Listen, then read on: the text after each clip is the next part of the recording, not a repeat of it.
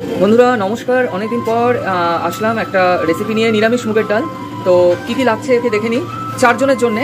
তো এটা 1 কাপ মতো মুগের ডাল আছে, চায়ের কাপের 1 কাপ, 1 কাপের একটু কমই আছে। এটাকে ভালো করে ড্রাই ফ্রাই করে নিয়েছি বা ড্রাই রোস্ট, যেটা কাঠখোলায় ভাজা বলে। এটাকে ধুয়ে নেব। আচ্ছা, ফোড়নের জন্য হচ্ছে একটা এরকম দালচিনি, এটাকে ভেঙে দেব।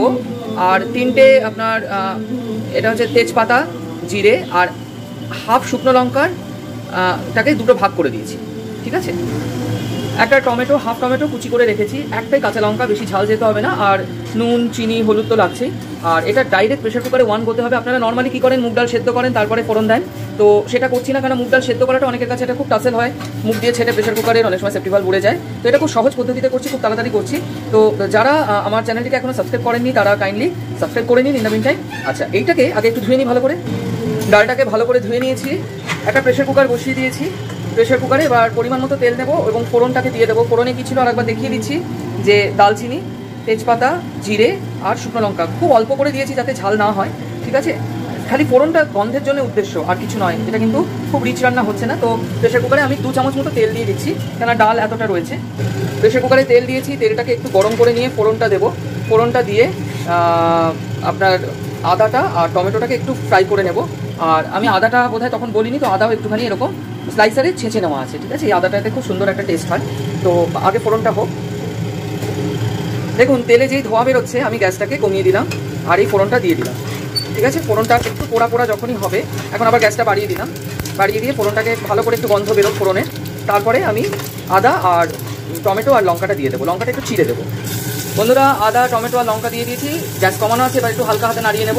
দেখুন গ্যাস কমানো অবস্থাতেই ভাজছি, একটুখানি গ্যাসটা বাড়িয়ে নিচ্ছি। এবার এর মধ্যে এটা খুব বেশি কিন্তু ফ্রাই হবে না, জাস্ট একটুখানি, ঠিক আছে। আবার খুব বেশি ফ্রাই হলে আদার গন্ধটা চলে যাবে।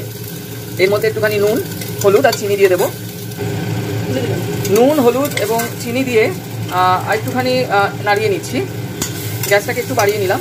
এরপরে ডাইরেক্ট এর মধ্যে জল ঢেলে দেবো আর তার মধ্যে ডাল ঢেলে দেবো। ডাল দিয়ে আর ভাজার কোনো প্রয়োজন নেই, কারণ ডালটা যেহেতু রোস্ট করেই নিয়েছি। হ্যাঁ, তো এটা আমাদের মোটামুটি দেখুন ফ্রাই হয়ে গেছে। এর মধ্যে জল ঢেলে দিচ্ছি পরিমাণ মতো। এই পরিমাণটা আপনাদের বলছি না, এটা আপনারা যারা রান্না করেন তারা জানেন। মোটামুটি 1 কাপ ডালে 2.5 কাপ মতো জল দেবেন, তাতে ঘন ঘন হবে। জল দিয়ে দিয়েছি, এবারে ডালটা দিয়ে দেবো। দেখুন ডালটা ঢেলে দিয়ে ভালো করে নাড়িয়ে নিলাম, গ্যাস বাড়িয়ে দিলাম। এবারে প্রেশার কুকারটা বন্ধ করে প্রথম চড়া আছে 3টে সিটি দেবো এবং গ্যাসটা কমিয়ে 2 মিনিট 3 মিনিট রেখে গ্যাসটা বন্ধ করে দেবো। তাতেই কিন্তু ডালটা হয়ে যাবে। কেন এতক্ষণ রাখছি, তার কারণ হচ্ছে যে প্রথমত এটা আপনার ড্রাই ফ্রাই করা বা ড্রাই রোস্ট করা মুগ ডাল, আর তারপরে হলুদ নুন একসাথে সম্বরা দিয়ে করছি, তার জন্য একটু সময়টা লাগছে। চিন্তা নেই, ডাল কিন্তু গলবে না। তো চলুন প্রেশার কুকারের ঢাকনাটা বন্ধ করে দিই। এখানে সব টেস্ট করে নিয়েছি, নুন, হলুদ, চিনি সব। গ্যাস বাড়ানো আছে, প্রেশার কুকারের ঢাকনাটা আমরা ক্লোজ করে দিচ্ছি, সিটি চাপিয়ে দিচ্ছি। এবার চড়া আছে, 2টো সিটি পড়ুক, তারপরে গ্যাসটা কমিয়ে 2-3 মিনিট রাখবো। প্রেশার কুকারে হুইসেল আসবে, 2টো সিটি পড়ুক। আপনারা যে কোনো প্রেশার কুকার ইউজ করতে পারেন, আমি এখানে প্রেস্টিজের কুকার ইউজ করেছি। তো দেখেছেন মুগ ডাল একটু ফ্রদিং হবে, কিন্তু খুব মিনিমাল ফ্রদিং। তো এই ব্যাপারটা আপনারা ভীষণভাবে এখানে চেক করতে পারেন। তো 2টো হুইসেল পড়লো, 2টো হুইসেল পড়লে এবার আমি গ্যাসটাকে কমিয়ে দিচ্ছি। কমিয়ে আমি 3 মিনিট ওয়েট করবো, তারপরে গ্যাস বাড়িয়ে আবার 2টো সিটি দিয়ে বন্ধ করে দেবো। বন্ধুরা 3 মিনিট ওভার, এবার আমি গ্যাসটা বাড়িয়ে দিচ্ছি। এখানে বলে রাখি যে অনেক সময় গ্যাস কমিয়ে রাখলে অনেক প্রেশার কুকারে সিটি পড়ে, সেটা কাউন্ট করবেন না, টাইমটাই কাউন্ট করবেন। আমার কুকার কিন্তু জিজলিং করছে, খালি শোষো আওয়াজ করছে। গ্যাসটা বাড়ালে সিটি পড়বে, আরও 2টো সিটি দেবো গ্যাস বাড়িয়ে, তারপরে গ্যাসটা বন্ধ করবো। গ্যাস বাড়িয়ে দিয়েছি।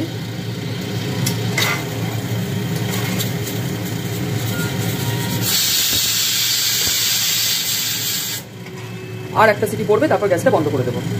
আর এখানে দেখতে পাচ্ছেন এটা স্কচ লিড আছে, যে এমন লিড যেখানে এক্সেস যে ফ্রদিংটা হচ্ছে সেটা কালেক্ট হচ্ছে, আর খুব মিনিমাল ফ্রদিং হচ্ছে।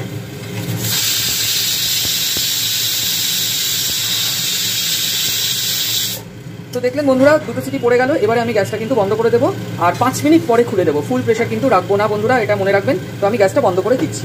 এবার 5টা মিনিট ওয়েট করে প্রেশারটা রিলিজ করে দেবো। আচ্ছা, 5 মিনিট ওভার। আমরা কি করবো, এবারে প্রেশারটা যেটুকু প্রেশার আছে রিলিজ করে দেবো। প্রেশারটা রিলিজ হয়ে গেলে খুলে দেখাচ্ছি। বন্ধুরা দেখুন প্রেশার রিলিজ হয়ে গেছে। এই দেখুন ডাল সেদ্ধ হয়েছে, কিন্তু গোটা গোটা আছে, একটুও ভেঙে যায়নি। এবং কনসিস্টেন্সিটা দেখুন এরকম, একদম পাতলাও না আবার একদম ঘনও না।